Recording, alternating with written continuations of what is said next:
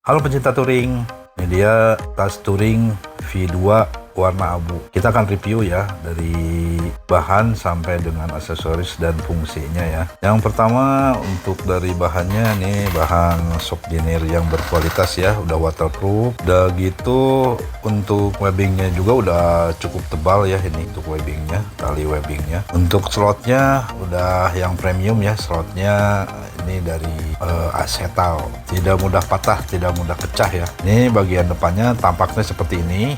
Ini sistemnya roll top ya, jadi dilipat. Bagian pinggirnya bisa dijas ya, untuk bagian pinggirnya seperti ini, jadi disatukan dengan bagian atas ya, sistem roll top. Terus ke bagian ke belakangnya ini, ini buat ke stang ya, stang atau bezel panjang ya. Jadi untuk motor EDP dijadikan setbacknya juga bisa. Oke, itu dia tas touring V2. Terima kasih.